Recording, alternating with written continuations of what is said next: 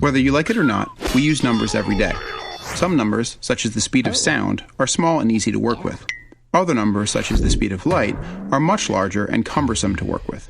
We can use scientific notation to express these larger numbers in a much more manageable format.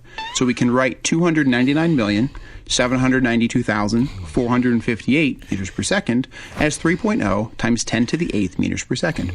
Correct scientific notation requires that the first term range in value so that it is greater than 1 but less than 10, and the second term represents the power of 10, or order of magnitude, by which we multiply the first term.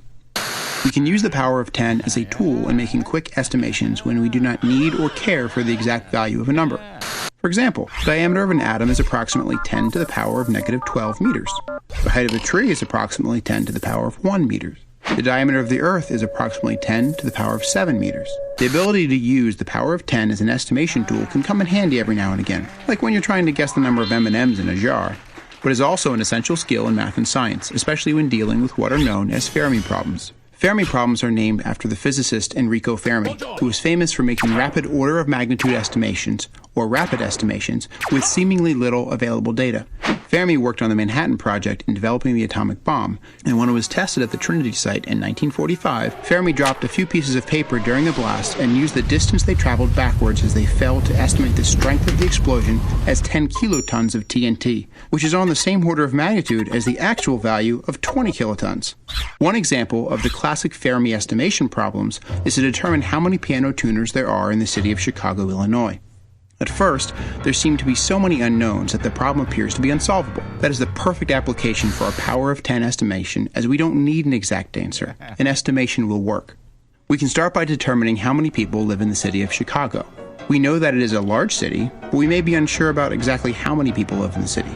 Are there 1 million people? 5 million people? This is the point in the problem where many people become frustrated with the uncertainty, but we can easily get through this by using the power of 10. We can estimate the magnitude of the population of Chicago as 10 to the power of 6. While this doesn't tell us exactly how many people live there, it serves as an accurate estimation for the actual population of just under 3 million people.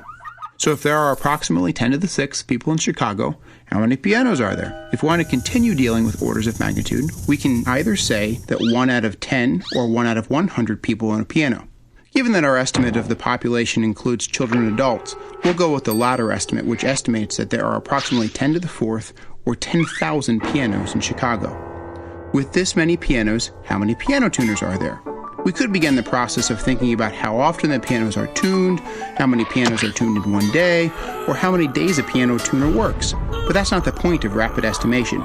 We instead think in orders of magnitude and say that a piano tuner tunes roughly 10 to the 2nd pianos in a given year, which is approximately a few hundred pianos. Given our previous estimate of 10 to the 4th pianos in Chicago, and the estimate that each piano tuner can tune 10 to the 2nd pianos each year, we can say that there are approximately 10 to the 2nd piano tuners in Chicago. Now I know what you must be thinking. How can all of these estimates produce a reasonable answer? Well, it's rather simple. In any Fermi problem, it is assumed that the overestimates and underestimates balance each other out and produce an estimation that is usually within one order of magnitude of the actual answer. In our case, we can confirm this by looking in the phone book for the number of piano tuners listed in Chicago. What do we find? 81. Pretty incredible given our order of magnitude estimation. But hey, that's the power of 10.